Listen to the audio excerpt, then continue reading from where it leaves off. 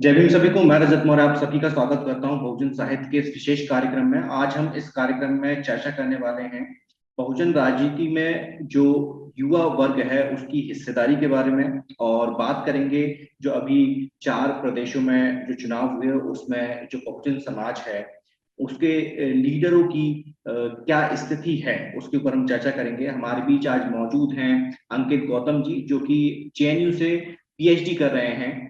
उनसे उनके पीएचडी के टॉपिक के बारे में भी थोड़ा हम समझेंगे। स्वागत है अंकित जी आपका बहुजन साहित्य के प्लेटफॉर्म पर। जय भीम रजत। जय जय। भीम सभी साथियों को। अंकित जी, आप एक बार हमें अपने पीएचडी टॉपिक के बारे में अगर आप बता पाएं तो बहुत बढ़िया रहेगा हमारे दर्शकों के लिए। मेरा पीएचडी टॉपिक जो है वो है एंटरप्रेन्योरल प्रैक्टिसेस और कम्युनिटी कल्चर, यानी कि जो उद्यम होते हैं, जो उद्योग होते हैं, हम्म। उनके प्रति या उनसे जुड़ी हुई क्या, जो हमारा समाज है उसमें क्या क्या प्रक्रियाएं होती हैं हम्म। जिससे उद्यमिता डेवलप होती है किसी समाज में। वो कौन कौन सी प्रैक्टिसेस होती हैं और कौन कौन सी वो सांस्कृतिक चीजें होती हैं, जो सांस्कृतिक पूंजी होती है जिससे उद्यमिता बनती है। तो उसको लेके मेरी एक स्टडी है, जिससे मैं ये समझना चाह रहा हूँ कि जो हमारे समाज है, दलित समाज जो है, खासकर शेड्यूल कास्ट समाज में, हम्म। शेड्यूल कास्ट ही अब आगे उसको रेफर करूंगा। तो हम्म। शेड्यूल कास्ट में से जो एंटरप्रेन्योर्स निकले हैं, उद्यमी निकले हैं, हम्म। उनको उन्होंने किस तरह से अपना सफर तय किया है और उन्होंने किस तरह से पूंजी अर्जित की है और किस तरह से समाज ने उनको मदद की है, किस तरह से उन्होंने समाज को वापस दिया है। हम्म। और उसके अलावा जो स्टेट होता है, सरकार होती है, उससे क्या क्या मदद मिलती है हमारे उद्यमियों को। अच्छा, इसका बहुत ही मैं इसका समाज शास्त्रीय अध्ययन कर रहा हूँ। अच्छा समाज शास्त्र है। ये पूरा जी। जो सोशोलॉजी है पूरा उसी के अंदर ये सारी चीजें आती हाँ, मैं समाज शास्त्र का ही तो शोध विषय है। समाज के मतलब इस वाणिज्यीकरण जो है समाज का, एंटरप्रेन्योरशिप जो हम्म। है, इसके इतर हम्म। आप क्या समाज में राजनीतिक रूप से भी आप एक्टिव रहते हैं या? राजनीतिक रूप से मेरा एक्टिविज्म जो है वो एक ऑब्जर्वर की तरह है, अच्छा। और प्रतिभागी तो नहीं हूं मैं। हाँ। लेकिन हाँ, एक नागरिक की हैसियत से मैं अपनी जिम्मेदारी वहन करने की कोशिश करता हूँ। इसके अलावा आपकी मैंने जब आपसे निश्चित तौर पर मेरी बात हो रही थी तो आपने बताया था कि आप जी। काफी लंबे समय से बहुजन समाज पार्टी के साथ जुड़े रहे हैं। काशीराम साहब के जी। वक्त में आपके फादर बहुजन समाज जी। पार्टी वाम से जुड़े रहे हैं। जी। जी। तो उस समय जी। का कुछ कुछ आपके पिताजी ने बताया हो तो कुछ आप हमारे साथ दर्शकों के साथ साझा करें। अ, उस समय का, जैसे मेरे पिताजी बताते थे कि तब कैडर कैंप जो होते थे उनकी हम्म। बहुत महत्ता होती थी। हम्म। और पार्टी का जो प्रचार प्रसार होता था वो कैडर लोग किया करते थे। हम्म। और एक कम्युनिकेशन चैनल हुआ करता था कि जमीन पे कार्यकर्ता क्या कर रहा है, हम्म। उसकी रिपोर्ट फिर ऊपर तक जाती थी, हम्म। जिसके तहत फिर रणनीतियां बना करती थी। हम्म। तो तब की, ये जब शुरू शुरू में बीएसपी बनी तब की ये सब प्रक्रियाएं हैं। हम्म। कैडर कैंप लेना, लिटरेचर डिस्ट्रीब्यूट करना, हम्म। और जो पार्टी की जो नेता हैं, पार्टी की जो नेताएं हैं, उनको कैडर होना, उनको कैडर बनाना ताकि वो पार्टी लाइन से भटके ना हम्म। विचारधारा से भटके नहीं। हम्म। तो कैडराइजेशन बहुत इम्पोर्टेंट रोल प्ले करता था, हम्म। और जो आज आज 30 साल बाद अगर आज अब देखेंगे तो वैसा हमको नहीं दिखता है। मतलब आज आप जब आप देखते हैं तो ऐसा बीएसपी के अंदर नहीं दिखता है, क्योंकि हमारी जो पूरी जो नहीं है। चर्चा है वो बहुजन राजनीति और बहुजन राजनीति में युवाओं की हिस्सेदारी, उसके इतर ही जी। जी। हमारी, उसके इर्द गिर्द ही हमारी पूरी चर्चा रहेगी। इसलिए आप मुझे जी। बताइए, जैसे जब बहुजन समाज के जो व्यक्ति हैं, जो स्टूडेंट्स हैं, वो जी। स्टूडेंट लाइफ, जो स्टूडेंट पॉलिटिक्स जो रहती है, जैसे आप तो भारत के जी। सबसे बड़े और सबसे माने हुए विश्वविद्यालय में पढ़ रहे हैं, जी। जेएनयू में, जहाँ पर पूरी दुनिया से लोग पढ़ने भी आते हैं। जी। भारत में उसका एक अलग ही अस्तित्व, अलग ही पहचान है जेएनयू की। जी। उस जी। जेएनयू कैंपस के अंदर स्टूडेंट पॉलिटिक्स किस तरीके से प्ले करती है, किस तरह से उसका रोल रहता है, और उसमें भी जब हम बात करते हैं वैचारिक जो राजनीति है, जो जी। फूले शाहू अम्बेडकर पेरियार, इनकी जो वैचारिकी जी, है, इसके इर्द गिर्द जो पॉलिटिक्स रहती है, ये किस तरीके से आपके कैंपस में प्ले करती देखिए जेएनयू के बारे में या फिर किसी भी जो भी केंद्रीय विद्यालय है? होता है उसके बारे में खास बात यह होती है कि उसमें देश भर से छात्र आते हैं हम्म, पढ़ने। तो उससे उस प्रक्रिया से यह निकल के आता है कि जो अलग अलग बैकग्राउंड के छात्र जब स्टूडेंट्स एक दूसरे से इंटरेक्ट करते हैं हम्म, तो एक कॉमन अंडरस्टैंडिंग बनती है हम्म, जिसे हम सिविल सोसाइटी भी कहते हैं। हम्म, लेकिन भारत की जो सामाजिक व्यवस्था है हम्म, उसमें जातीय जो लाइक कास्ट कॉन्शियसनेस जो होती है हम्म, वो इतनी ज्यादा हावी होती है कि कोई भी छात्र किसी भी बैकग्राउंड से आने के बावजूद उस मानसिकता से ग्रस्त रहता है, चाहे वो उच्च जाति का छात्र हो या वो नीची जाति का छात्र हम्म, हो। तो ऐसे में किसी भी पब्लिक स्पेस में जब दो अलग अलग जातियों के छात्र या फिर व्यक्ति आपस में मिलते हैं हम्म, तो उनमें एक क्या कहते हैं एंटागोनिज्म रहता है, मतलब एक अंतर्द्वंदिता रहती है। क्योंकि पहली बात तो ये कि जो ऊंची जाति का छात्र है उसे बिल्कुल नहीं पता कि नीची जाति जाति का जो छात्र है वो किस संसार से आ रहा है, हम्म, किस जीवन उसका जो अस्तित्व है वो कैसा है। हम्म, और नीची जाति का जो छात्र है उसे ये नहीं पता है कि ऊंची जाति के छात्र का अस्तित्व कैसा है।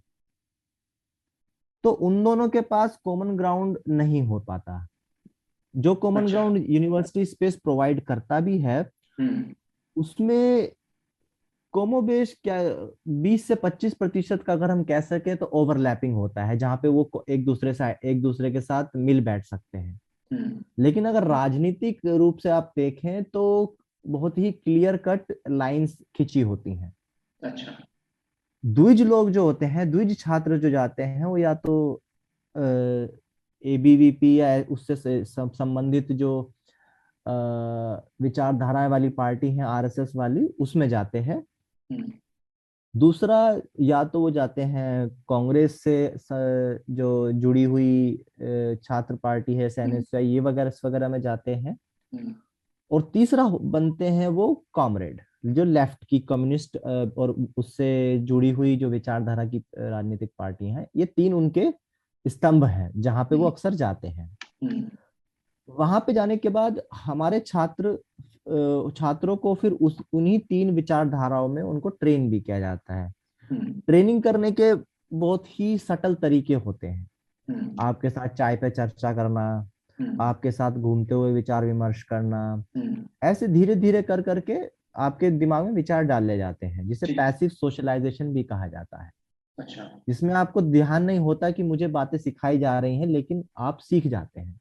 अच्छा, उसके बाद आती है फुल एम्बेडकराइट विचारधारा जो अभी हाल फिलहाल में ही पिछले खासकर रोहित वेमुला के बाद काफी प्रोमिनेंट हुई है स्टूडेंट कैंपसेस में। हम्म, रोहित वेमुला ये जो इशू था वो उसके बाद से जो युवा वर्ग निकला हम्म, वो काफी भावनात्मक रूप से काफी उत्तेजित युवा है। हम्म, तो उसको हर चीज पे क्या कहते हैं कि हर मुद्दे पे उसे अपनी राय देनी है क्योंकि वो उस युवा को इतना नकारा गया है हम्म, कि वो चाहता है कि उसे सुना जाए।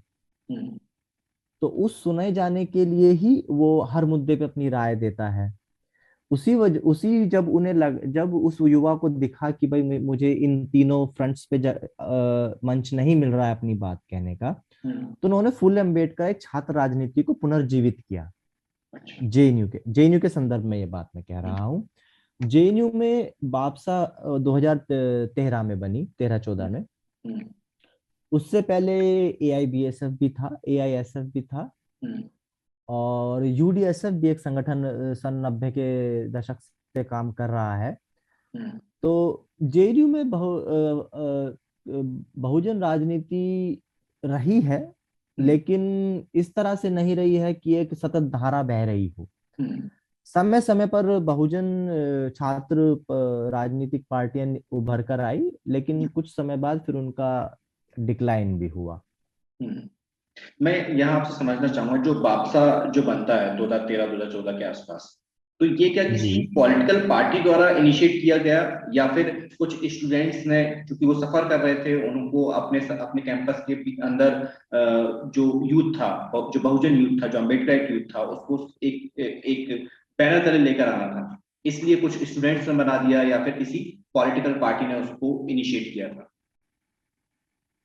नहीं, किसी पॉलिटिकल पार्टी ने इसे इनिशिएट नहीं किया था। ये जो बहुजन युवा थे, अम्बेडकर हम्म। युवा थे, उनकी आपसी समझ थी हम्म। कि हमारा एक राजनीतिक ऑप्शन होना चाहिए। हम्म। उस राजनीतिक ऑप्शन को मूर्त रूप देने के लिए उन्होंने बापसा का गठन किया। अच्छा। और बापसा फिर बहुजन जेएनयू कैंपस में जो बहुजन छात्र हैं उनकी आवाज बनकर उभरा भी। अच्छा। तो जी। अच्छा, आप लोगों को कभी ऐसा एहसास नहीं हुआ कि जो, जैसे आप देखेंगे आरएसएस की एक विंग है, एबीवीपी, अखिल भारतीय जी। जो भी उसका संघ है, जी। अखिल भारतीय छात्र जी। संघ, है ना? इसी तरीके से आप देखेंगे कि कांग्रेस का भी एक संघ है, एनएसयूआई। एनएसयूआई। एनएसयूआई। हमारी बहुजन तबके की कई सारी पार्टियां हैं, जिसमें कि बहुजन समाज जी। पार्टी प्रमुखता से नेशनल लेवल की पार्टी है। इसके बाद हम सपा जी। को भी बहुजन पार्टी में ही काउंट करते हैं। इसके अलावा जी। बिहार की जो आरजेडी है, उनकी जो पार्टी है वो जी। भी बहुजन समाज पक्ष की पार्टी है। महाराष्ट्र में अगर जी। हम जाएंगे तो रिपब्लिकन पार्टी जो है वो बहुजन समाज की पार्टी है। इसके अलावा जी। जो वंचित बहुजन वंचित अघाड़ी दल जो है, जो प्रकाश अंबेडकर जी का है, वो भी बहुजन समाज की पार्टी है। इसके अलावा जी। विजय मानकर जी की पार्टी है, अम्बेडकर पार्टी ऑफ इंडिया, वो भी बहुजन समाज की पार्टी है। अभी जो एक नया चेहरा, बहुत ही युवा चेहरा हमारे सामने है, चंद्रशेखर जी, उनकी जो भीम आर्मी है, जो कि उनका एक सामाजिक संगठन है, और उनकी जो पार्टी है आजाद समाज पार्टी जी। काशीराम। इतनी सारी पार्टियां होने के बाद भी, इतने सारे दल होने के बाद भी, ये इस क्यों, क्या वजह है कि आज तक की डेट में इन लोगों ने स्टूडेंट का कोई भी एक सेपरेट विंग नहीं बनाया, या फिर बनाया तो वो क्यों नहीं चल पाया? जी। जहाँ तक मेरा मानना है, आरजेडी का शायद एक स्टूडेंट विंग है, अगर अच्छा। मैं सही जान रहा हूँ तो। हम्म। हो सकता है मैं गलत भी हूँ, लेकिन मैं दूसरी पार्टियों के बारे में तो नहीं जानता हूँ। लेकिन बीएसपी के बारे में हम्म। मेरी जो जानकारी है उसके मुताबिक तो ये है कि बीएसपी का कोई छात्र संघ नहीं है। नहीं। वो इसलिए भी नहीं है क्योंकि मान्यवर ने खुद ही ऐसा कभी नहीं प्रपोज किया कि भाई बहुजन समाज का एक छात्र संघ भी होना चाहिए। अच्छा। उसका कारण ये था कि छात्र की जो उम्र होती है वो सीखने की उम्र होती है। हम्म। छात्र की जो उम्र होती है उस उम्र में उसको ज्ञान अर्जित करना चाहिए। हम्म। उसको, जैसे बाबा साहब ने कहा, our ultimate aim should be cultivation of mind. Hmm. तो कल्टीवेशन ऑफ माइंड जो होता है वो आपको शिक्षा से आता है। हम्म। जब आप शिक्षा लेने जा रहे हैं उसको अच्छे से अर्जित कीजिए, हम्म। उसमें बेस्ट बनिए। हम्म। जैसे मैं समाज शास्त्र पढ़ रहा हूँ, अगर समाज शास्त्र में मैं अच्छा होता हूँ तो जब मैं समाज में जाऊंगा तो मैं और 10 लोगों को 10 बातें अच्छे बेहतर तरीके से समझा पाऊंगा। हम्म। मान्यवर का मानना यह था कि हमें पढ़ लिख कर युवा को एक इंटेलेक्चुअल क्लास के रूप में बनाना है, एक बौद्धिक वर्ग बनाना है, अच्छा। बुद्धिजीवी वर्ग जिसे कहते हैं। हम्म।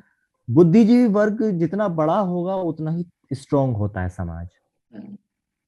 क्योंकि वही विचारधारा तय करता है, वही मुद्दों पे क्या राय देनी है, मुद्दों को कैसे समझना है, हम्म। वह डिसाइड करता है। हम्म। मान्यवर की ये समझ आती है बामसेफ का कैडर होने की वजह से। क्योंकि मान्यवर बामसेफ के कैडर थे, इसलिए उन्हें पता था कि हमारा सबसे इंपॉर्टेंट काम है कि हमारे युवा को हमें बौद्धिक रूप से मजबूत बनाना है। हम्म। तो उस जरूरत को महसूस करते हुए उन्होंने इस बात पे जोर किया कि आप अच्छे से पढ़िए, हम्म। बढ़िया से बढ़िया नौकरी कीजिए, और हम्म। फिर संगठन में काम कीजिए। अच्छा। अपनी ऊर्जा को ऐसे इनिशिएटिव में लगाना जिसका कोई फ्यूचर नहीं है, हाँ, उसके बजाय आप अपना करियर अच्छे से बनाइए, हम्म, क्योंकि जब आपके पास नौकरी होगी तब आपके पास पैसा भी होगा, वक्त भी होगा, और हम्म, आपके पास दिमाग भी होगा। किसी भी आंदोलन के लिए तीन चीज बहुत जरूरी है: मैन पावर, माइंड पावर और मनी पावर। मैन पावर आपके पास होगी तो वो लोग आपके पास आके टाइम देंगे, हम्म, ठीक है। माइंड पावर होगी तो आपका बुद्धिजीवी वर्ग आइडियाज को आइडियोलॉजी में कन्वर्ट करेगा। हम्म, मनी पावर होगी तो वो वर्ग जो होता है वो चंदा इकट्ठा करके या फिर रिसोर्स मोबिलाइजेशन जिसे कहते हैं हम, हम्म, वह करके विभिन्न विभिन्न प्रकार के कार्यक्रम चला के आपका जो आपकी जो सांस्कृतिक पूंजी है उसको समाज में विस्तृत करेगा। हम्म, तो ये और ये जो समझ पैदा हुई, ये बाबा साहब के जो मिलिंद कॉलेज के जो छात्र थे उनको जो दिए गए लेक्चर्स हैं, हम्म। वहां से ये समझ स्थापित होती है। अच्छा, लेकिन जी। क्या समय के हिसाब से बहुजन समाज के लोगों को अपनी रणनीति नहीं बदलनी चाहिए? मतलब क्योंकि आज की डेट में हम देखते हैं कि किसी भी आप विश्वविद्यालय में चले जाइए तो वहां पर जी। भी बहुजन जो समाज के जो बच्चे होते हैं उनके साथ दुर्व्यवहार किया जाता है, जी। संगठन। और ये सिर्फ वहाँ के स्टूडेंट्स के द्वारा ही नहीं, वहाँ के टीचर्स के द्वारा भी किया जाता है। तो इन सारी जी। चीजों को देखते हुए क्या अब वो समय नहीं है कि इन सारी पार्टियों को, क्योंकि ऐसा तो नहीं है कि साहब काशीराम की हर बात को ये सारी पार्टियां मान रही हैं, ये भी सच नहीं है। जी। जी। अपने हिसाब से काम कर रही हैं, तो क्या जी। आज की डेट में एक स्टूडेंट विंग नहीं होना चाहिए देखिए, समय के तकाजे के हिसाब से? हाँ बिल्कुल वाजिब बात है हम्म, कि समय के हिसाब से रणनीति बदलनी चाहिए, हम्म, क्योंकि जब कोई चीज ठहर जाती है तो वो हम्म, सड़ने लगती है। एग्जैक्टली, ठहरा हुआ जैसे कि नदी का पानी होता है, अगर हम्म, वो ठहर जाता तो उसमें काई जमने लगती है। एग्जैक्टली, अगर वो अविरल बहता रहे तो वो फ्रेश रहता है। हम्म, वैसे ही आंदोलन भी होता है, आंदोलन में समय समय पर आपको रणनीतियां बदलनी पड़ती हैं, समय हम्म, के हिसाब से, जरूरत के हिसाब से। हम्म, लेकिन उसमें भी एक ये एस्पेक्ट रहता है कि जो स्टूडेंट विंग की अगर हम बात करें भी कि एक पॉसिबिलिटी है हम्म, स्टूडेंट विंग की, हम्म, तो स्टूडेंट विंग को कैसे रेगुलेट करें, क्योंकि यूथ बहुत वोलेटाइल होता है, जरा हम्म, जरा सी बातें भड़क जाता है। हम्म, खासकर आप बहुजन युवा को देखें, हम्म, उसको बहकाना अभी भी बहुत आसान है। हम्म, तो ऐसे में अगर आप उदाहरण लें तो आप हम्म, दुश्मन से सीखें। हम्म, दुश्मन ने पहले संगठन बनाया, हम्म, उनके लिए उन्होंने, जैसे बाबा साहब ने बोला संगठन सर्वोपरि है, बुद्ध ने भी संघ को सबसे ऊपर बोला। हम्म, जब संगठन सबसे ऊपर रहता है तो हम्म, संगठन आपको यह गाइड करता है कि आपको कौन सी चीज कैसे करनी है। हम्म, उसके कई सारे फायदे हैं। पहली बात तो ये कि आपको रिसोर्सेज जुटाने के लिए जद्दोजहद नहीं करनी पड़ती। संगठन आपको रिसोर्सेज प्रोवाइड करता है, इंटेलेक्चुअल रिसोर्सेज हो, फाइनेंशियल रिसोर्सेज हो, मटेरियल रिसोर्सेज हो, हम्म, वो संगठन आपको देता है। हम्म, दूसरी बात ये कि जब आप संगठन से जुड़े होते हैं तो आपके पास बोझ नहीं होता, अच्छा, क्योंकि जब आप इंडिपेंडेंटली काम करते हैं, कर रहे होते हैं, तो आपको सब काम खुद ही करने होते हैं। जैसे मैंने अभी पिछली बात में समझाया कि रिसोर्सेज की जो जरूरत होती है वो संगठन प्रोवाइड करता है। हम्म, अगर आपके पास संगठन नहीं है तो वो सब आपको खुद जुटाने पड़ेंगे। एग्जैक्टली, तो वो जब आप खुद जुटाने लगेंगे तो आपको हताशा भी होगी, क्योंकि आपको रिसोर्स जुटाने में वक्त लगता है, लोगों को जाहिर सी बात कन्विंस है, जाहिर करना सी बात पड़ेगा। तो ऐसे में जब आपको आपके जैसे आप रिजल्ट एक्सपेक्ट करते हैं कि भाई ऐसे नतीजे आने चाहिए, वैसे नहीं आ रहे, तो फ्रस्ट्रेशन भी होती है। आपको है। लगता है कि मैं इतना वक्त दे रहा हूँ हम्म, और मुझे मेरे मनोवांछित नतीजे नहीं मिल रहे हैं, हम्म, तो मैं ऐसे में क्यों वक्त दूं। जाहिर सी बात है। तो ऐसे में फ्रस्ट्रेशन आना लाजमी है। तो यूथ को, युवा को और किसी भी जन व्यक्ति को उस फ्रस्ट्रेशन से बचाने के लिए संगठन जरूरी होता है। हम्म, संगठन शेयर्ड रिस्पॉन्सिबिलिटी पे काम करता है हम्म, कि आपको हफ्ते में 50 घंटे काम नहीं करना, आप बस संडे को 2 घंटे दीजिए, हम्म, बहुत है। हम्म, आपका परिवार भी चल रहा है, आप अपने परिवार में भी टाइम दे रहे हैं, आपकी नौकरी भी चल रही है और आप संगठन में भी काम कर रहे हैं। अपितु ये एक धीरे प्रक्रिया है, लेकिन एक ठोस प्रक्रिया है। इससे आपके सब काम शेयर्ड रिस्पॉन्सिबिलिटी से निभ जाते हैं। मैं ऐसा कभी कभी। अभी भी जी। मुझे उस चीज का जवाब नहीं मिला कि क्या हमें यूथ विंग्स होनी चाहिए, स्टूडेंट विंग्स होनी चाहिए। मैं हाँ, उसी का तो जवाब दे रहा हूँ कि हाँ। बिना संगठन के यूथ विंग्स होना नुकसानदायक है। नहीं, लेकिन सर ये तो इतने सारे तो संगठन है नहीं। आप आज की डेट में आप देखिए, बहुजन समाज पार्टी एक बहुत बड़ी पार्टी है, नेशनल लेवल की पार्टी है, भले ही उसके रिजल्ट चाहे कुछ भी आते हो, उसका जी। कोर जो उसका वोटर है वो उसके साथ रहता जी। है हमेशा, भले ही वो इस बार जी। थोड़ा बहुत खिसका हो। तो जी। क्या बहुजन समाज पार्टी एक यूथ विंग या स्टूडेंट विंग नहीं खड़ा कर सकती? क्या उनके पास रिसोर्सेज की कमी है? क्या उनके पास संगठन नेतृत्व की कमी है? क्या किस चीज की कमी है? क्योंकि उसको समझने। जी। क्योंकि आप ये चीज देखेंगे कि पूरी एक प्रक्रिया होती है ना? हम्म। क्योंकि नेता कभी भी आसमान से तो गिरेंगे नहीं। नेता जी। हम में से, आप लोगों के बीच में से निकल कर जाएंगे। जी। जो आप चाहे बजट, बीजेपी को आप देखिए या फिर कांग्रेस को देखिए, उसके जो कई सारे नेता हैं वो पहले छात्र राजनीति से निकल कर आए हैं, जी। जी। जी। है ना? तो आज की डेट में हम ये देखते हैं कि हमारे पास लीडर्स की कमी है। आप देखिए जी। बड़े लेवल पे आपको पार्टियां तो बहुत सारी मिल जाएंगी, लेकिन एक ऐसा कोई कद्दावर नेता जिसके पीछे हम्म। समाज चल पड़े, मायावती जी के अलावा जी। आपको ऐसा कद्दावर नेता हमें देखने को नहीं मिलता। खास तौर पर जब जी। बात आती है कि पूरा का पूरा वोट शेयर जो है, पूरा जो वोट है उसको मोबिलाइज करना, क्योंकि जी। भीड़ तो जैसे आप देखेंगे चंद्रशेखर भाई की सभाओं में भीड़ तो आ जाती है, लेकिन वो भीड़ वोटर्स में तब्दील हो पाती है नहीं हो पाती है, एक बड़ा इंपॉर्टेंट फैक्टर होता है। तो ऐसा हमारे पास कोई नेता नहीं है। तो जब हम छात्र राजनीति ही नहीं करेंगे, तो फिर नेता कहां से निकलेंगे? क्या आसमान से गिरेंगे नेता? या कैसे कैसे बनेंगे कैसे नेता? ये मैं समझ नहीं पाया अ, इस चीज़ को। दरअसल इस सवाल का जवाब हम गलत दिशा में देख रहे हैं। अच्छा। हमें नेता छात्र राजनीति से नहीं मिलेंगे। ठीक। उस हमें नेता मिलेंगे संगठन से, जो संगठन। संगठन का कैडर होता है। अच्छा। क्योंकि हमने अभी तक समाज में ये देखा है कि ये एक इंसान आया, उसने सब जन समूह को मोह लिया और फिर वो हाँ, नेता बन गया, उसके पीछे लोगों का सैलाब चल पड़ा। हाँ। वो अच्छी नेतागिरी नहीं है। वो समय अनुकूल होने के वक्त काम आ सकती है, हम्म, लेकिन वो लंबे समय तक समाज के हित में काम नहीं करेगी। हम्म, वो इसीलिए क्योंकि जब आप अपनी पूरी राजनीति का केंद्र बिंदु एक व्यक्तिगत नेता को बना हम्म, देते हैं, तो उसके हम्म, बहुत सारे खतरे पैदा हो जाते हैं।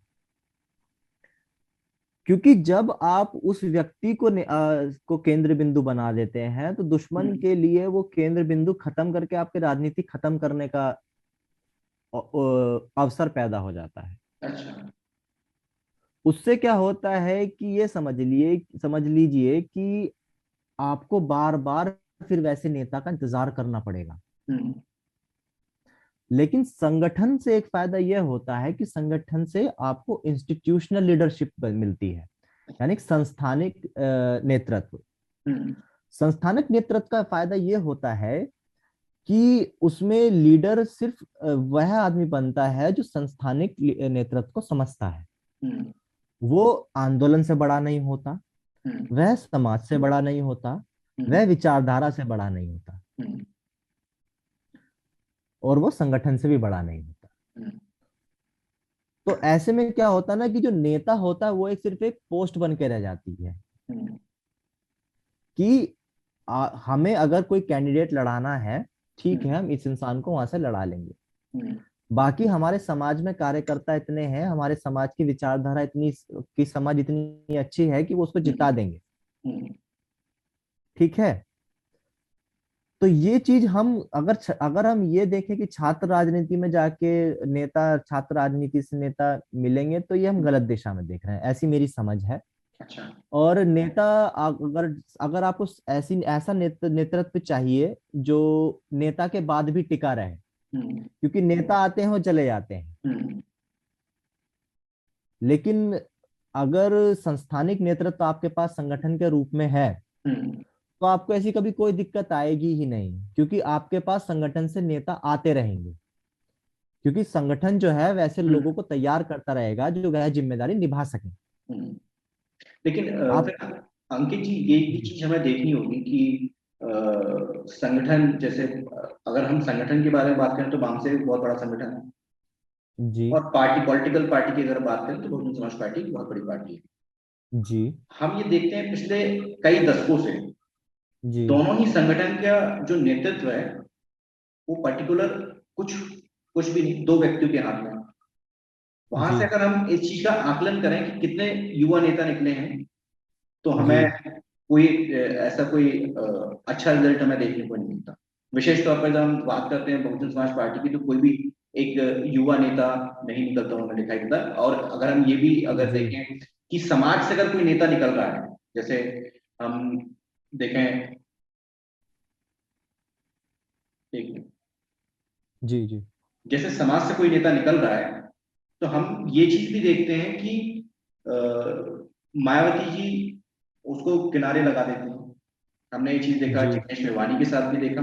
भले ही उनकी विचारधारा, जी आप सभी कहते हैं कि या तो गांधीयन है या कॉमरेड टाइप के पर्सन, लेकिन जी वो एक समाज के नेता है, ये इस चीज से हम इनकार नहीं करेंगे कि दलित समाज का वो अपने क्षेत्र में प्रतिनिधित्व करते हैं। वैसे ही हम हम्म, देखें कि चंद्रशेखर रावण जी हैं, उनको भी क्या दो, चंद्रशेखर रावण, दो, अच्छा हाँ, वो थोड़ा ग्लिच हो गया तो सुनाई नहीं दिया मुझे। जैसे कि चंद्रशेखर रावण है, तो वो भी वो तो लेकिन हार्डकोर अम्बेडकराइट है, लेकिन उनको भी बहुजन समाज पार्टी ने किनारे कर दिया। और यहाँ तक कि बामसेफ ने भी, अब ऐसा कोई एक्शन हमें दिखाई नहीं देता कि बामसेफ भी उनको उनके साथ जुड़ के काम करने में, या फिर वो बामसेफ के साथ हम्म, जुड़ के काम करने में इच्छुक हमें दिखाई नहीं देते, मतलब ऐसा कोई रिजल्ट हमें दिखाई नहीं देता। तो फिर जो आपका जो कहना है कि कैडर कैडर से नेता निकलेंगे, ये जी ऐसा नहीं लगता कि ये जो पूरा जो एक प्रयोग है ये असफल जी होता हुआ दिखाई दे रहा है? पहली बात तो ये कि हमें बामसेफ और बीएसपी को क्या का जो ओरिजिन है वो समझना पड़ेगा, क्यों ऐसा क्यों है।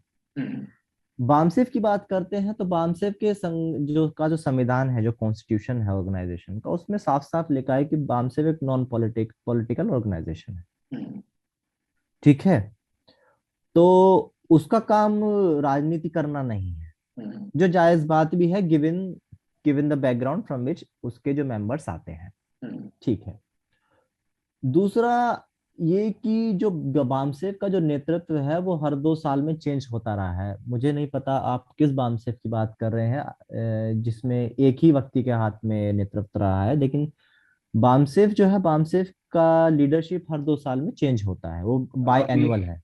वामसेफ की अगर हम बात करें, मतलब जो वामन मेश्राम जी का जो वामसेफ है। वामन, देखिए, वामन मेश्राम ने बामसेफ अपने नाम से चला रखा है, वो उनका अपनी पर्सनल जो चॉइस है वह है। हम्म, लेकिन किसी भी डेमोक्रेटिक ऑर्गेनाइजेशन में एक पर्सन हर क्या कहते हैं, हर ऑर्गेनाइजेशन का हेड नहीं होता है। वो फिर डेमोक्रेटिक नहीं रह जाता है।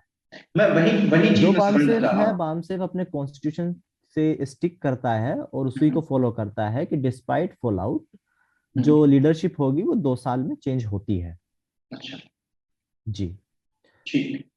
और दूसरी बात, जैसे कि बीएसपी हम्म, बीएसपी ने युवा नेताओं को क्यों एंटरटेन नहीं किया है, इस बात के कारण जो बीएसपी की जो अपर लीडरशिप है वही जानती है। हम्म, अब रही बात, जैसे उदाहरण के तौर पर जिग्नेश मेवानी रहे या फिर चंद्रशेखर रावण की आप बात कर रहे हैं, क्योंकि मैंने पहले ही बताया कि बामसेफ नॉन पॉलिटिकल ऑर्गेनाइजेशन है, तो उनका साथ आना तो कहीं कुछ हम्म, बनता भी नहीं है। हम्म, तो ऐसे में ये उम्मीद करना कि युवा नेता उनको करें, तो मुझे जायज नहीं लगता है। दूसरी बात ये कि अ, युवा नेताओं को किस तरह से एंटरटेन किया जाए। बाकी जैसे जिग्नेश मेवानी हुए, हम्म, सिर्फ एक पर्टिकुलर समाज से बिलोंग करना ही नेता होना जरूरी नहीं है। हम्म, उसमें आपकी विचारधारा की समझ हम्म, जरूरी है।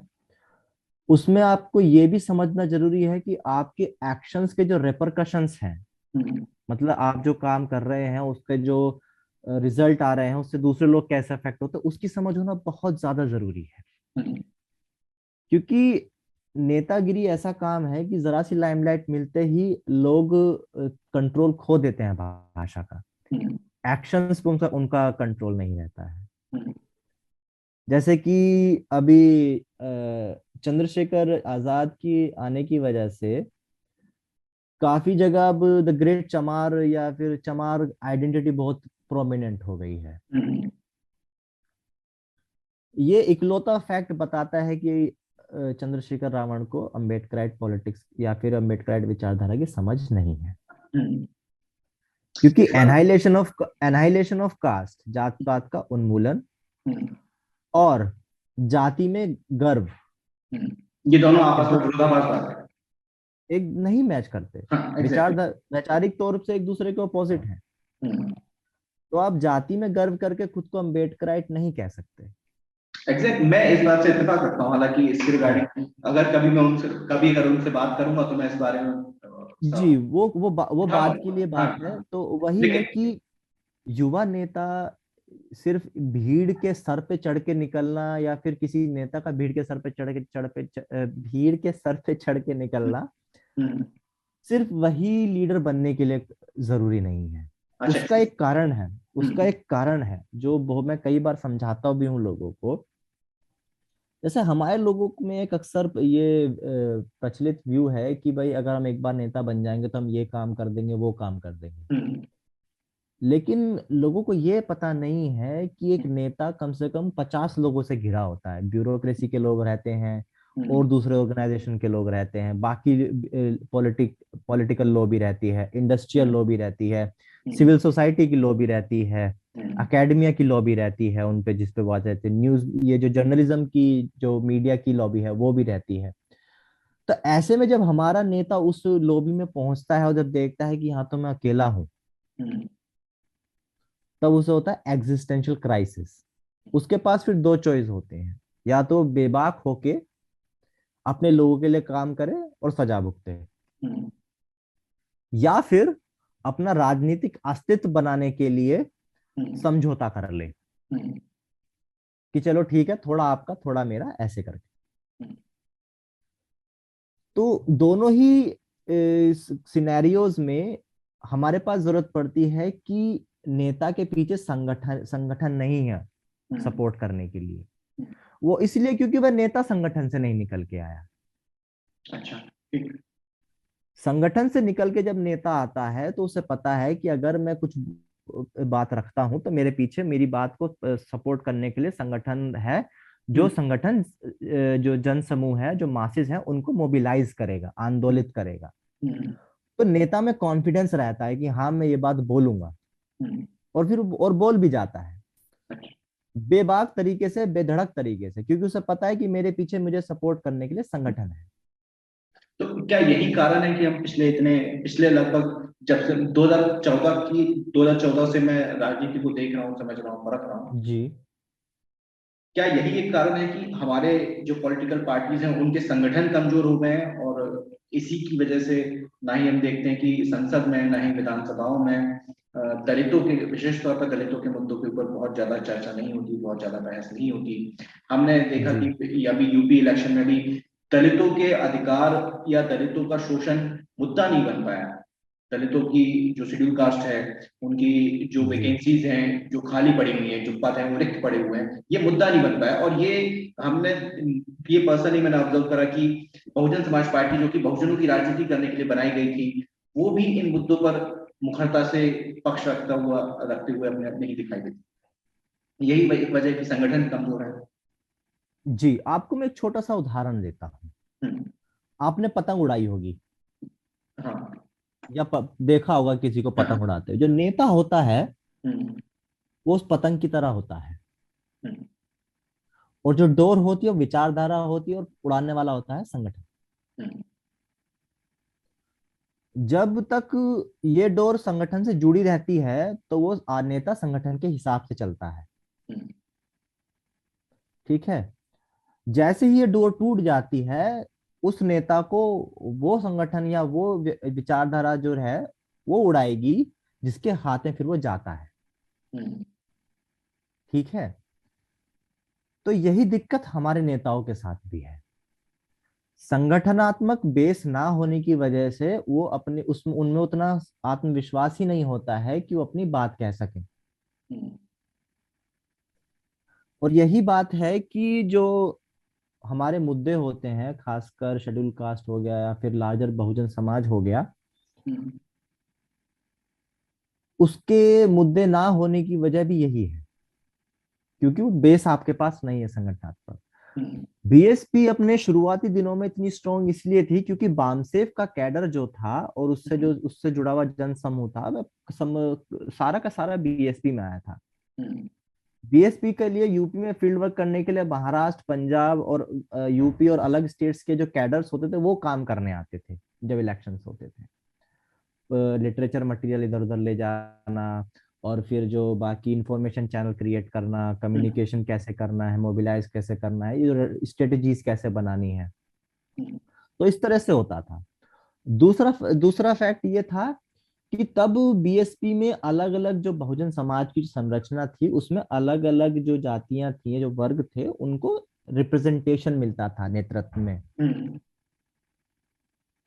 वो जब मिलता था तो समाज में कॉन्फिडेंस रहता था कि हाँ भाई ये हमारी पार्टी है, क्योंकि यहाँ पे हमारा नेता भी है, क्योंकि बीएसपी ने वहां नेतृत्व को ग्रूम किया, हम्म। नेतृत्व तैयार किया, हम्म। जो कैडर्स थे उनको नेतृत्व में पहुंचाया। हम्म। लेकिन डाउन द लाइन 10 12 20 सालों में वह जो कैडर बेस था वो धीरे धीरे बाहर निकाला गया पार्टी से।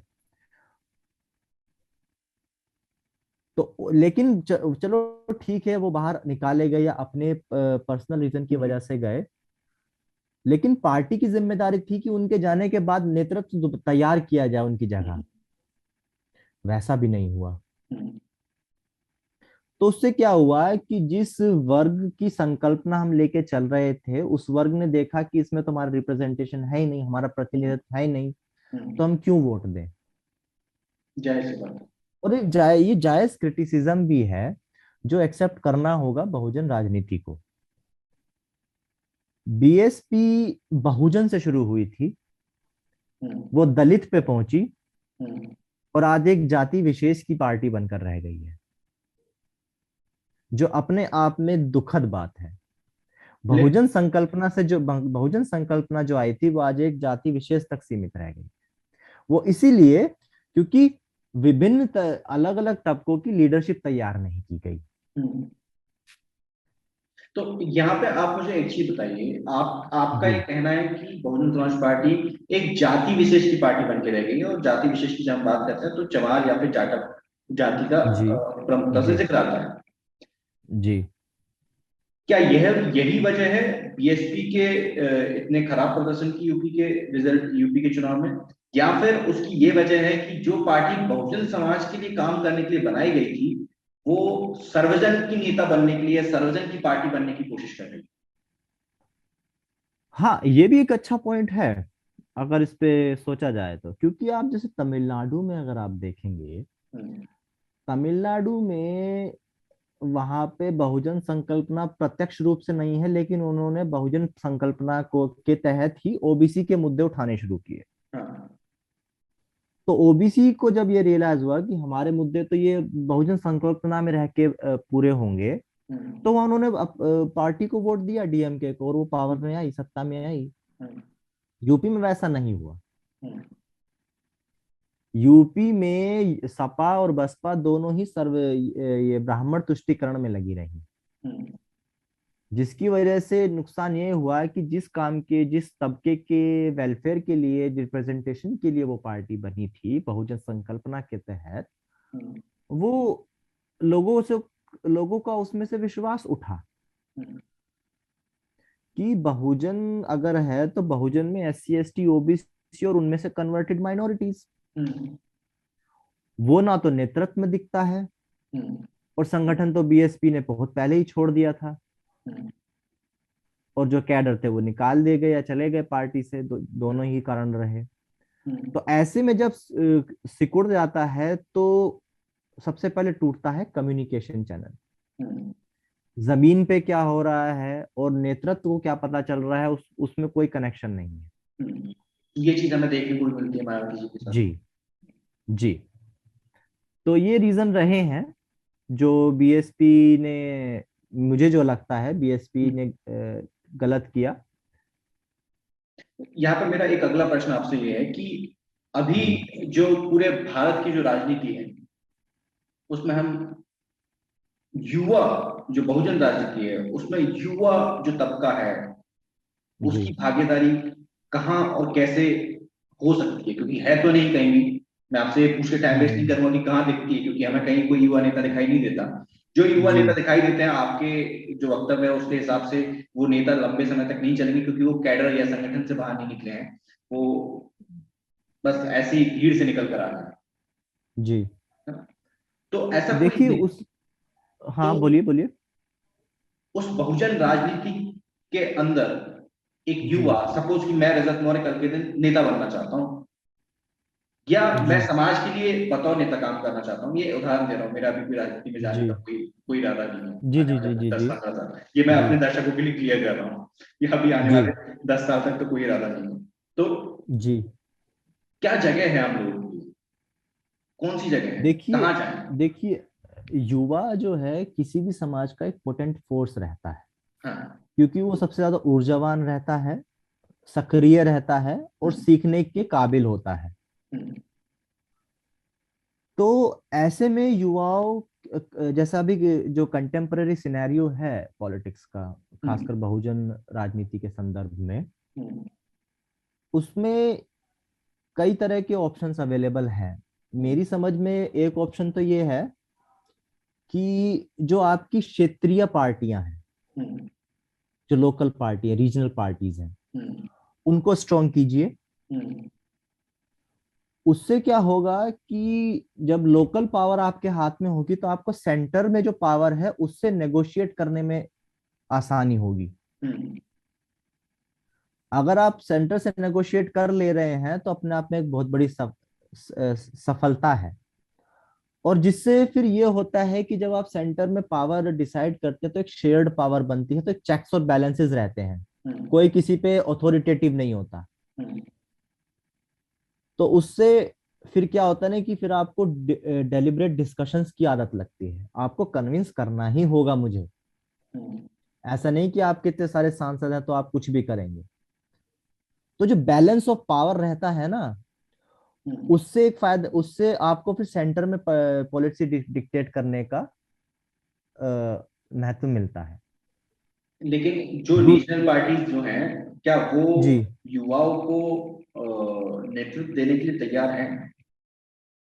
ये एक देखिए बहुत बड़ा युवा प्रश्न है, युवा ये एक बहुत बड़ा प्रश्न है। युवा को देखिए, युवा को एकदम से कोई नेतृत्व नहीं देता, ये नहीं एक नहीं, जो मुगालता है। जो पार्टी में भी जो युवा हैं, क्या उनको हम्म नेतृत्व देने की, ऐसा मैं ये नहीं कह रहा कि कल के दिन मैं किसी पार्टी के पास जाऊं और मुझे नेतृत्व मिल जाए।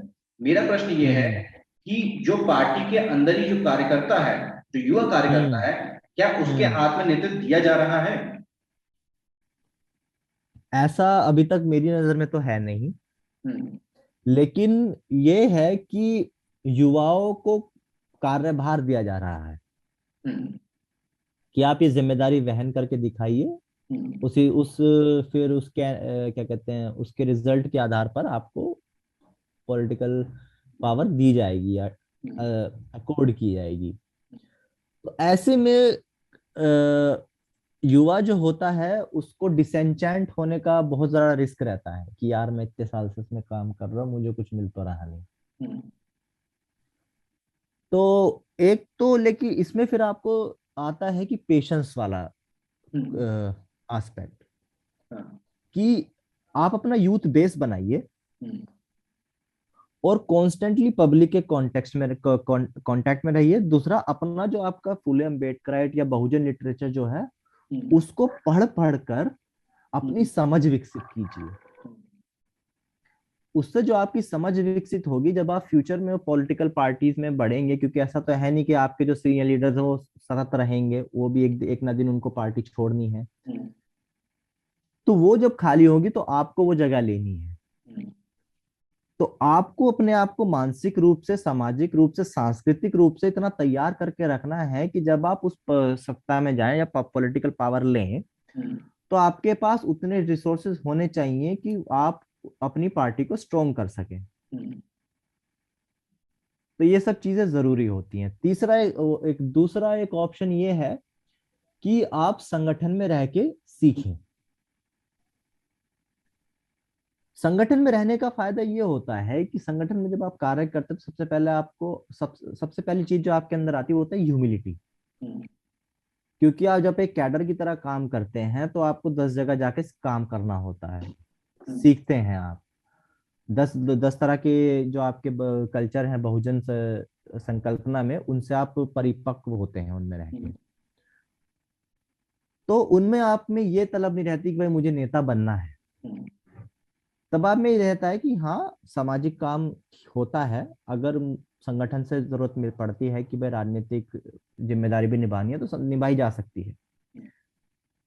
और वही सही नेतृत्व भी है, वही वही सही नेता भी बनते हैं, हम्म, क्योंकि उनके पास ऊपर प्रेशर नहीं होता हम्म, ये देखने का कि मैं ये बोलूंगा तो बाकी लोग मुझे कौन लिंच करेंगे, या फिर मेरा मीडिया ट्रायल होगा या वो कुछ हम्म, होगा, क्योंकि उन्हें पता है कि मेरे लोगों की दिक्कतें क्या हैं हम्म, और मेरे संगठन की समझ क्या है, और हम्म, हमें कैसे समाज की संकल्पना लेके चलना है। उसी समाज की संकल्पना के तहत हम्म। मुझे अपनी राजनीति भी करनी है।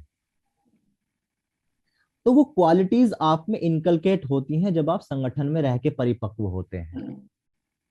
आपका जो पूरा जो हमारा डिस्कशन हुआ है अंकित जी, उससे मुझे एक जी चीज क्लियर हुई है कि आपका जो मानना है कि अगर कोई नेता संगठन से निकलेगा तो वो हमारे समाज के लिए ज्यादा बेहतर होगा। मैं भी इस बात से इत्तेफाक रखता हूँ कि कोई भी नेता का समाज से संगठन से अगर निकल के आता है, जैसे कि हम देखें कि जी स्वयं हम मायावती जी का एक उदाहरण है, तो वो संगठन से निकल के ना आई और जी उन्होंने वाकई जी में बहुत बेहतरीन काम किया। आज भले ही जी उनकी जी स्थिति जी या पॉलिटिकल पार्टी की, बहुजन जी समाज पार्टी की कोई भी स्थिति हो, लेकिन उन्होंने जो काम किया उनको भुलाया नहीं जा सकता और वो जी संगठन की ही देन है। मैं जी यहाँ पर एक अगला प्रश्न आपसे पूछना चाहूंगा और जी शायद ये आखिरी प्रश्न हो। हम देखते हैं कि बाबा साहब जब थे तो बाबा साहब ने लीडर्स बनाने की कोशिश की। जी उन्होंने वायसराय से मुलाकात की और फंड इकट्ठा करके स्टूडेंट्स को विदेश पढ़ने भेजा, क्योंकि वो चाहते थे कि पढ़े लिखे लीडर्स हो, जी जी समझदार जी लीडर्स हो, जिन्होंने दुनिया देखी हो, जिनको सारी समझ जी हो। जी जब काशीराम साहब आते हैं और वो एक बहुत बड़ा मूवमेंट, क्रांति खड़ी कर देते हैं पूरे देश के अंदर, बहुजन समाज जी को पॉलिटिकल पावर समझाते हैं, सिखाते हैं कैसे इस्तेमाल करना है, कैसे जी हासिल करना है। और जी उन्होंने एक नेक्स्ट जनरेशन की लीडरशिप तैयार की, जो कि आज की जी डेट में हमारे बीच में मौजूद है, मायावती जी। जी मायावती जी के द्वारा हमें कोई ऐसा काम दिखाई नहीं देता कि वो कोई नेक्स्ट जनरेशन की लीडरशिप को तैयार कर रहे हैं। ना तो ऐसा भी, ये भी दिखाई नहीं देता कि उनके कोई परिवार में से कोई व्यक्ति निकल के आ रहा हो जिसके अंदर वो काबिलियत हो। हम देखते हैं कि जी मुझे खुले तौर पर क्रिटिसाइज करने में कोई गुरेज नहीं है कि जो उनके जो भतीजे हैं उनके अंदर मुझे आज की डेट में वो क्षमताएं दिखाई नहीं देती कि वो एक बहुजन समाज जी के पार्टी का भी नेतृत्व करें या फिर बहुजन समाज का नेतृत्व करें, वो उनके अंदर क्षमताएं दिखाई नहीं देती। तो क्या जी इसकी वजह है कि कोई भी लीडर तैयार नहीं होता? मैं इस पे फिर आपको एक बात दोबारा से दोहराऊंगा कि हम हम्म, फिर से इस बात का जवाब गलत दिशा में देख रहे हैं। अच्छा। मान्यवर ने मान्यवर ने जो नेता चुना वो बनाया नहीं गया था।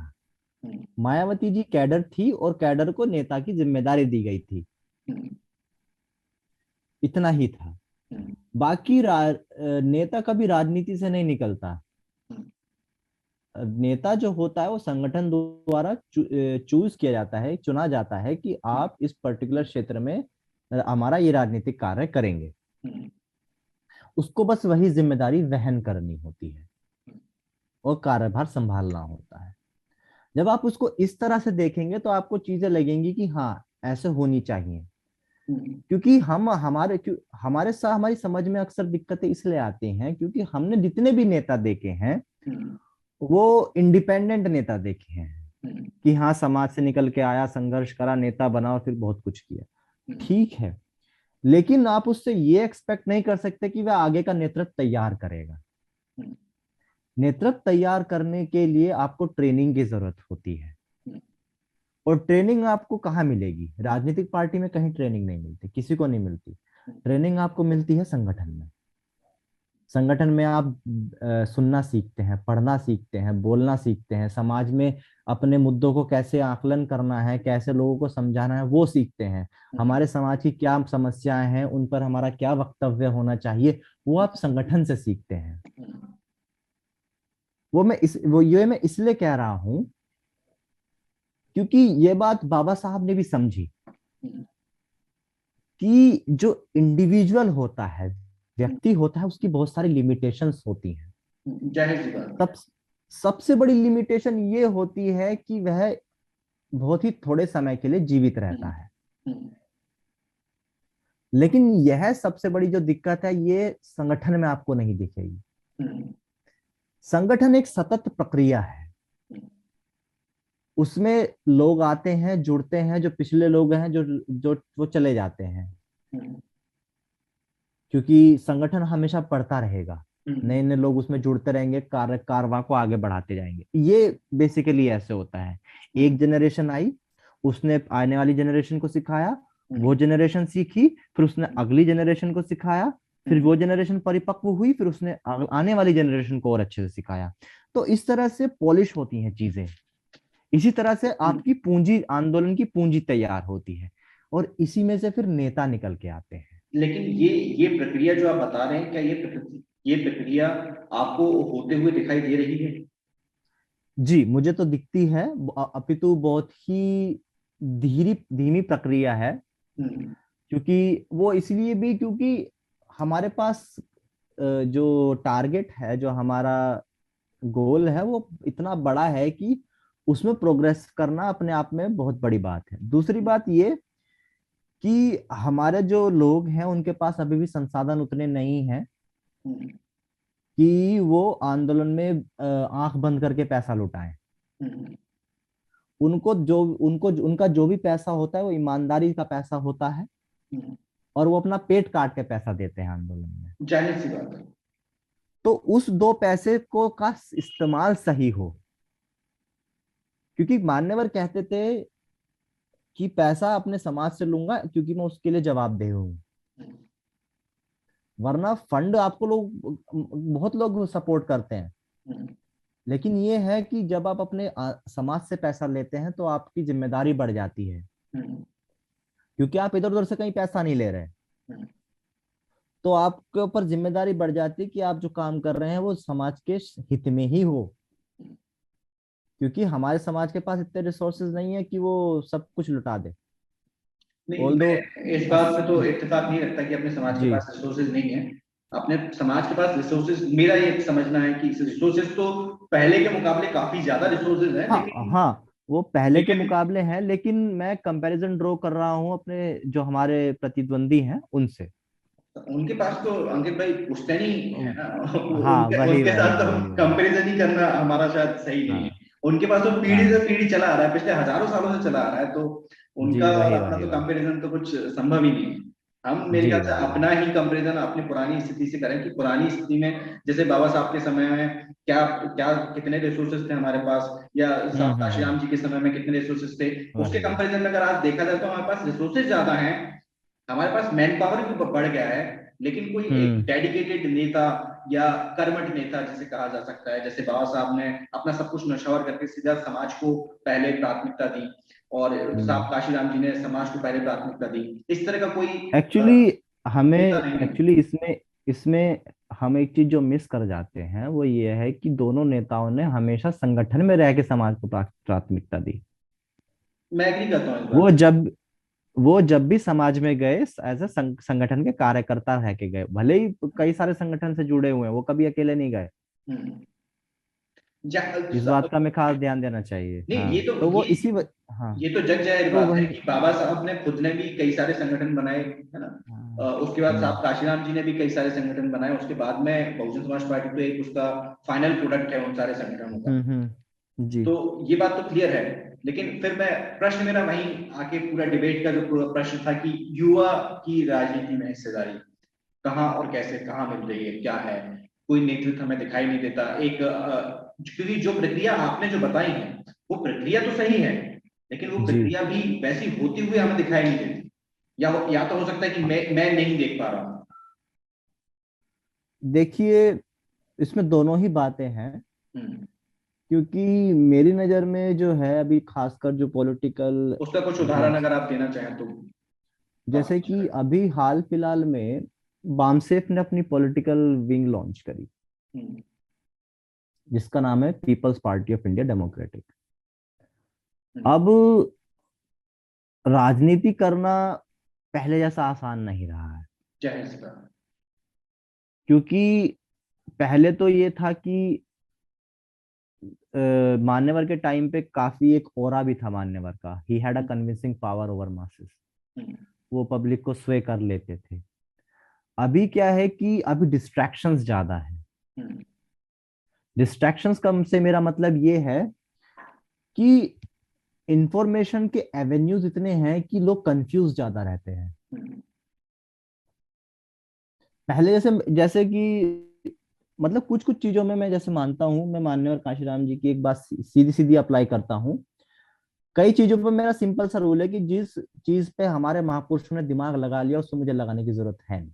हम्म, उन्होंने हमें बस उस चीज को आगे बढ़ाना है। जाहिर सी बात है, बहुत मान्यवर सारी कभी चीजें। फालतू हमारे मान्यवर कभी फालतू बहसों में नहीं पड़ते थे। जिस बहस से बहुजन हिताय बहुजन सुखाय नहीं हो रहा है, मैं उसमें क्यों अपना टाइम और रिसोर्स वेस्ट करूं।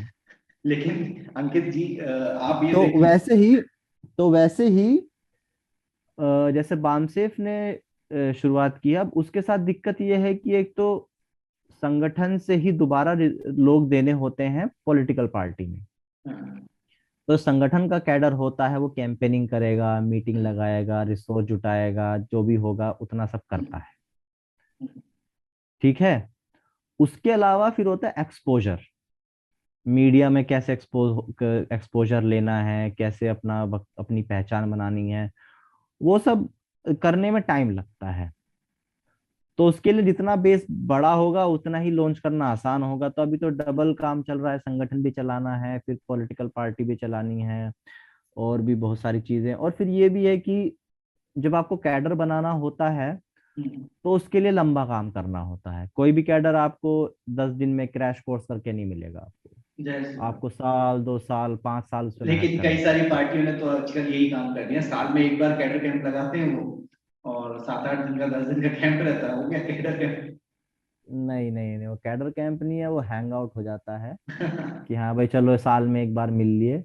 हाँ, हाँ, वो उतने से काम नहीं चलेगा। अगर वो कर भी रहे हैं कैडर कैंप तो उतने से काम नहीं चलेगा। कैडर कैंप हफ्ते महीने चलते रहने चाहिए। वो कांस्टेंट रिमाइंडर होता है। जब तक बिल्कुल। आपको कॉन्स्टेंटली वो चीजें नहीं बताई जाएंगी, आपको आपकी क्लैरिटी नहीं बनेगी। अंकित जी, बस आखिरी प्रश्न मैं आखिरी प्रश्न रखूंगा अपना, उसके बाद फिर हम चर्चा को समाप्त करेंगे। काफी अच्छी चर्चा रही हमारी। कई सारी चीजों जी को जो यूथ है वो अगर वो वीडियो देखेगा, सुनेगा, समझेगा तो उसे क्लियर होगी कि क्या वजह है, जी क्यों युवा जी नेता नहीं आ पा रहे हैं। क्योंकि जो हमारा जी जी आधारभूत जो समस्या ये है कि हमारे संगठन कमजोर पड़ चुके हैं। और जब संगठन जी कमजोर पड़ जाएंगे तो नेता कहाँ से आएंगे। और जो नेता जी जी समाज से निकल कर आते हैं वो ज्यादा लंबी रेस के घोड़े नहीं होंगे। जी। संगठन का जो नेता होगा वो लंबी रेस का घोड़ा होगा। और उदाहरण, हाँ हाँ हाँ। जीवंत उदाहरण है हमारे पास। हमें कहीं जाने की जरूरत नहीं है। बहन कुमारी मायावती जी को अगर आप जी देखेंगे, जीवंत उदाहरण हाँ। है ना, इस बेस बात पे तो बेस हमारा कोई जी। कोई दो राय नहीं है। इसमें तो कोई दो राय है ही नहीं। हाँ, मेरा जो आखिरी प्रश्न है वो है यूपी इलेक्शन है, या बाकी के जी जो 4 राज्य हैं जैसे पंजाब, गोवा, मणिपुर, यहाँ पर जो इलेक्शन। जी यूपी में बहुजन समाज पार्टी की जो आज की डेट में स्थिति है वो एक पार्टी की स्थिति है। सॉरी, एक एक एक एक सीट की। एक विधायक उनको मिला है। जो वोट हम्म। परसेंटेज है वो 22-25% से नीचे गिर के 12-13% पर आ 12-13% पे आ गया है। गया। अब इस स्थिति में आपसे मैं समझना चाहता हूं कि युवाओं का क्या योगदान, युवाओं का क्या रोल होना चाहिए। जो युवा पढ़ रहे हैं उनके लिए भी, जो युवा नहीं पढ़ रहे हैं उनके लिए भी, जो युवा सक्रिय राजनीति में है उनके लिए भी। क्योंकि मैं यहाँ पर डिफरेंशिएट नहीं करूंगा कि कोई युवा पढ़ रहा है तो वो राजनीति में हम्म प्रत्यक्ष या अप्रत्यक्ष रूप से हिस्सा नहीं ले सकता। अगर वो हम्म। प्रत्यक्ष रूप से नहीं लेना चाहता तो, लेकिन अप्रत्यक्ष रूप से तो ले सकता है, तो उसका भी एक रोल है। जी तो जी। वो उन युवाओं को किस तरीके से काम करना चाहिए। उसके लिए मैं उनको बोलूंगा कि अभी सिर्फ ऑब्जर्व करें, हम्म, उदाहरण से समझें हम्म, कि राजनीति करना कितना डिफिकल्ट काम है। हम्म, मेरा एक जो इस एडेज रहता है वो ये रहता है कि सत्ता में आना आसान है, सत्ता में बने रहना मुश्किल है। हाँ। It is easier to attain power but difficult to retain it. तो आप सत्ता में आने के बाद उसे बनाए कैसे रखेंगे उस पर विचार कीजिए। इसका उदाहरण आप बीजेपी से समझ सकते हैं। बीजेपी के पास संगठन है जिससे वो सत्ता में आई और सत्ता में बनी हुई है। और जो दुश्मन से नहीं समझ सकता वो आज लड़ाई में है ही नहीं, क्योंकि दुश्मन पे पैनी नजर रखनी जरूरी है। तो मैं युवाओं को यही बोलूंगा कि आप जो भी कर रहे हैं ठीक है, करिए, लेकिन कोशिश कीजिए कि किसी संगठन से जुड़ें और उसे मजबूत करें। क्योंकि संगठन से आप जुड़ेंगे तो आपके पास एक बड़ा बेस बनेगा। उससे जब आप नेतृत्व तैयार करेंगे तो आपके पास कद्दावर नेता होंगे जिनको आप कह सकते हैं कि हाँ आपको ये बात बोलनी है और वो जाकर बोलेंगे। तो संगठन को महत्व दें। सिर्फ संगठन सिर्फ ऐसा नहीं कि गली मोहल्ले का संगठन, संगठन ऐसा हो जिसकी कोई ऐतिहासिक पृष्ठभूमि हो। ये नहीं कि कल किसी ने कोई संगठन बना दिया और खुद अध्यक्ष बन के बैठा है और हाँ आपको उपाध्यक्ष हाँ बना दे। हाँ। वो ये बात बाबा साहब ने भी लिखी है कि आजकल संगठन बनाना बहुत आसान है। गली मोहल्ले के चार इकट्ठे हो जाते हैं, एक और स्टैंड संगठन पैड बना, बना लेते हैं और एक अध्यक्ष, एक उपाध्यक्ष, दो मेंबर। तो ये वैसा भी भी एक नहीं बहुत होना बड़ी चाहिए। समस्या है कि सबको अपने आप गली गली हाँ मोहल्ले, जिस गली में जाओगे उस गली में आपको एक अध्यक्ष मिल जाएगा, एक अंतर्राष्ट्रीय अध्यक्ष मिल जाएगा। हर गली में एक राष्ट्रीय अध्यक्ष है आज के जमाने में, तो वैसा नहीं होना चाहिए। तो किसी ऐसी, और सबसे बड़ी बात है कि संगठन में जुड़ते वक्त एक बात हमेशा जो मेरे जो बुजुर्ग थे आंदोलन के, उन्होंने मुझे समझाई थी कि बेटा देखो, अगर आप आंदोलन में आ रहे हो तो एक बात समझ के रखो कि आपको जो काम कर रहे हो उसके फल आपके जीते जी नहीं मिलेंगे। आपको ये बात ध्यान रखनी है।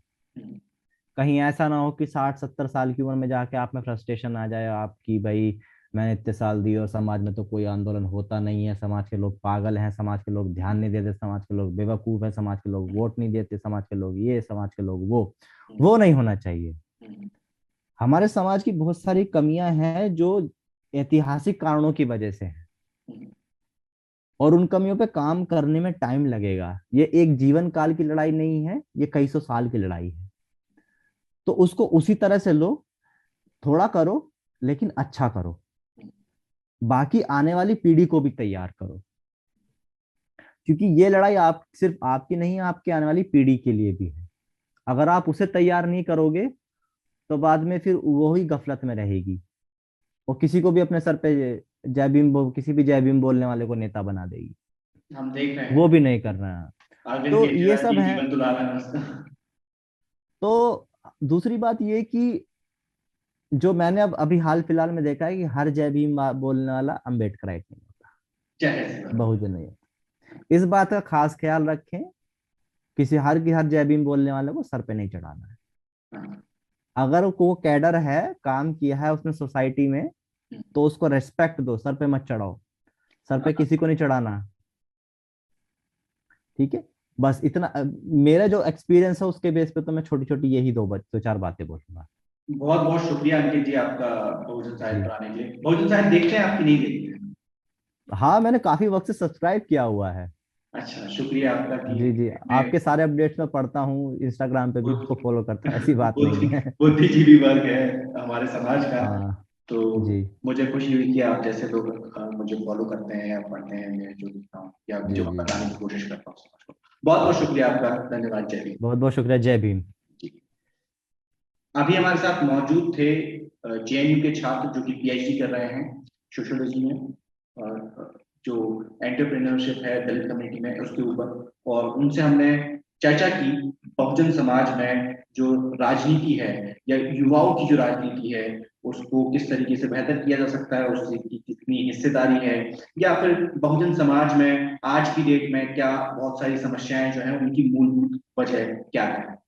अगर आप लोग चाहते हैं कि बहुजन समाज अगर आप लोग चाहते हैं कि बहुजन साहित्य लगातार इसी तरीके से अपना काम करता रहे तो बहुजन साहित्य को आप लोग आर्थिक सहयोग करें। लिंक आपको नीचे डिस्क्रिप्शन बॉक्स में मिल जाएगा, वहां से आप जाकर हमें अपने हिसाब से आर्थिक सहयोग कर सकते हैं। मैं रजत मौर्य मिलता हूँ आपसे अगली वीडियो में फिर किसी किताब, किसी व्यक्ति, किसी चर्चा के साथ। तब तक अपना और अपनों का ध्यान रखें, पढ़ने की आदत को विकसित करें, क्योंकि पढ़ेगा इंडिया तभी तो बढ़ेगा इंडिया। जय भीम, जय भारत, जय संविधान, जय जोहार।